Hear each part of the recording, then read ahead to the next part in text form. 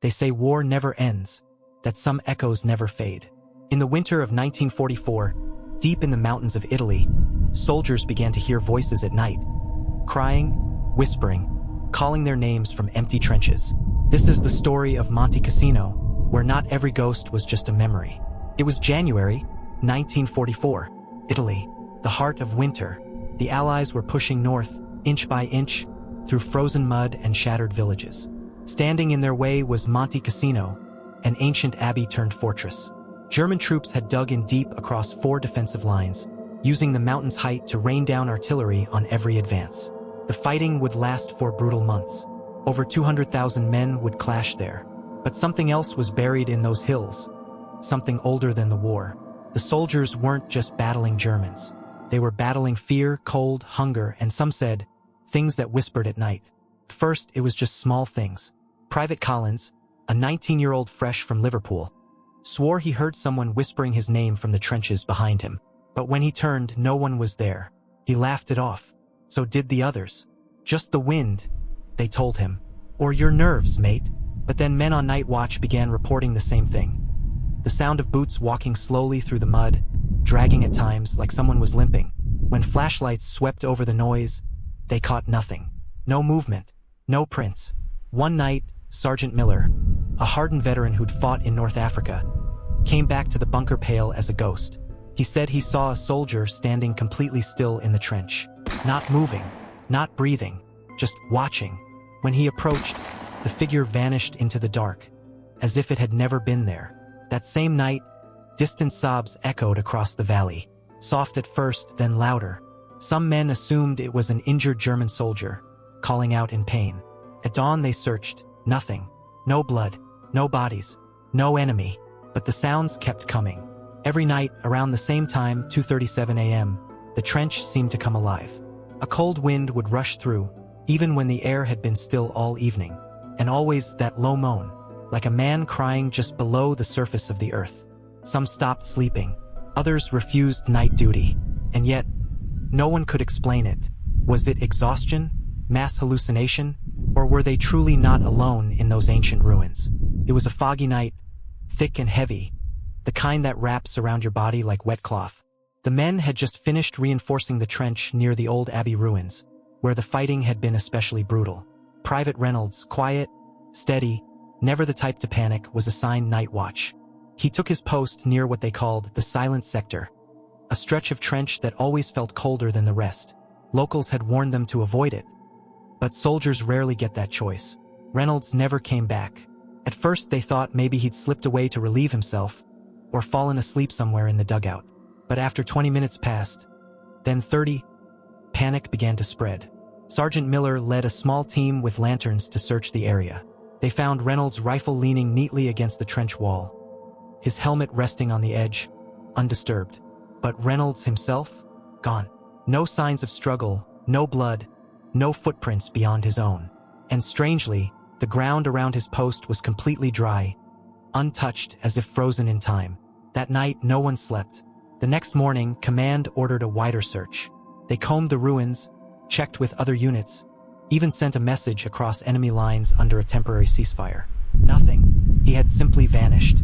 After Reynolds disappeared, things only got worse.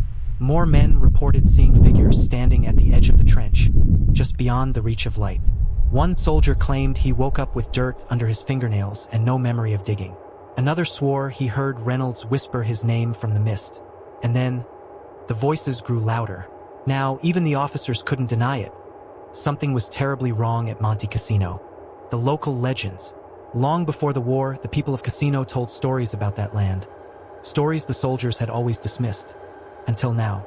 After Reynolds disappeared, the men grew restless. Fear began to outpace even the threat of enemy fire.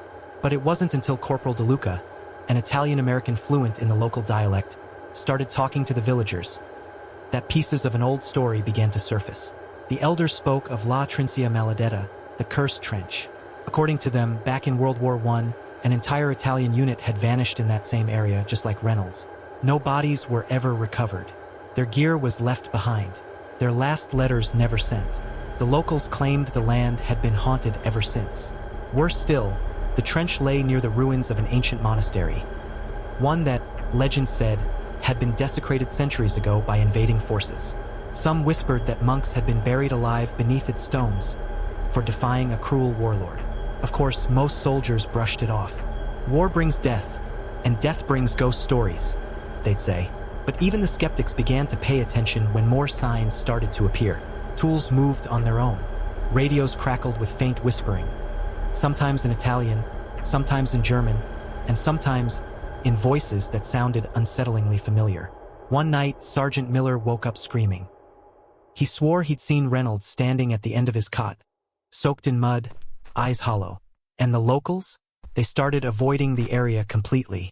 The baker stopped delivering bread to the outpost.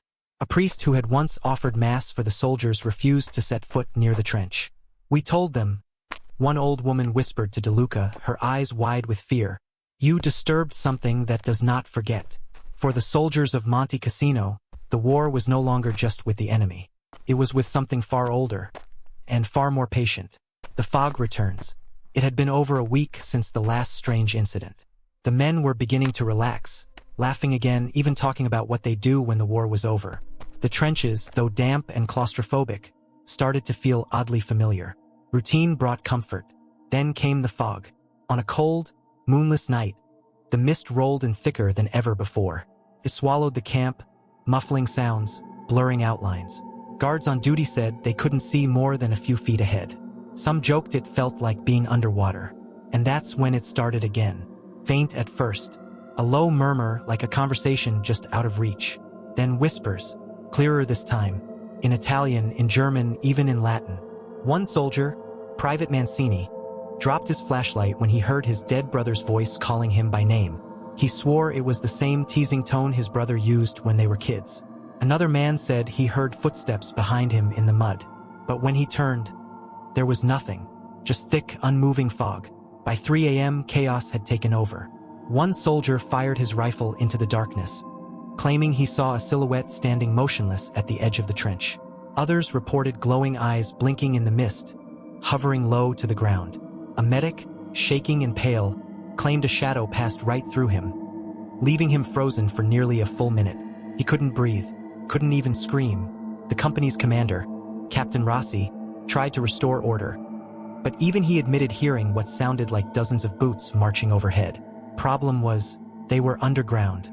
At dawn, the fog lifted, as if nothing had ever happened.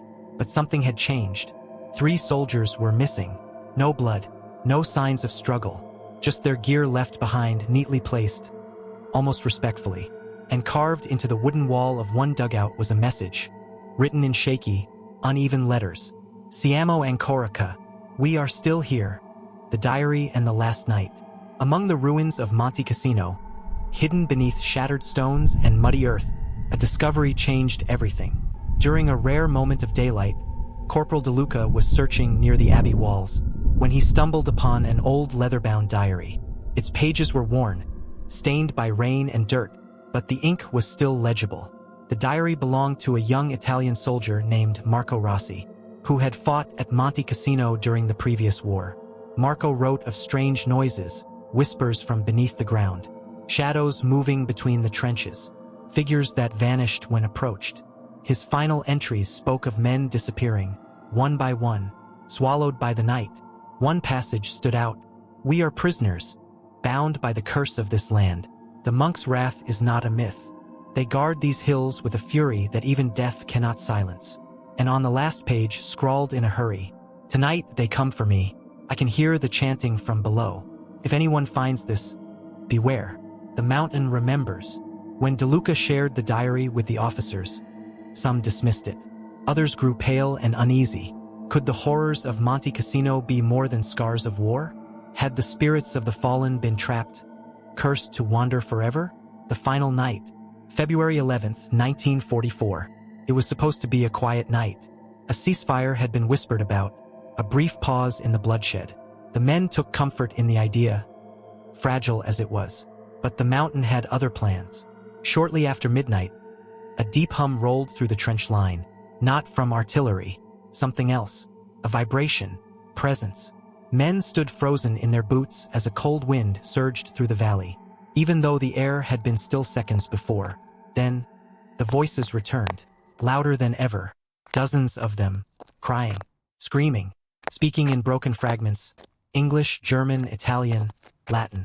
One voice begged for help. Another repeated a prayer. One shouted coordinates that hadn't been used since the Great War. Captain Reynolds, a man known for steel nerves, finally gave the order to send a small patrol. 5 men.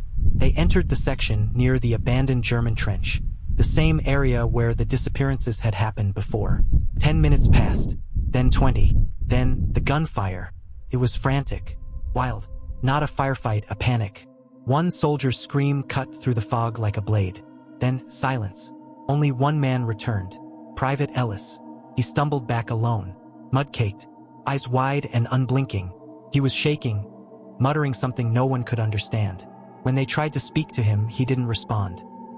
He just handed the captain a torn piece of fabric, soaked in blood, and pointed toward the trench. Later, in the infirmary, Ellis finally whispered 5 words before falling into a coma. "They're not dead, just waiting." He never woke up again.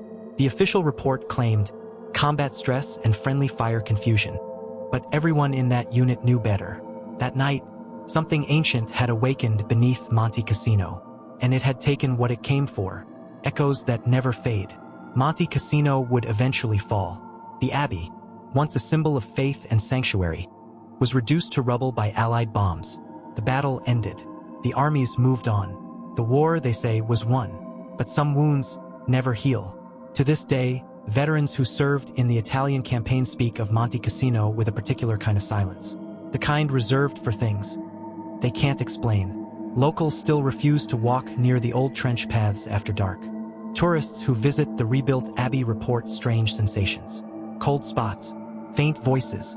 Some claim to hear footsteps behind them on quiet mornings. Others speak of dreams, always the same, of a young soldier calling from the mist, asking to be remembered.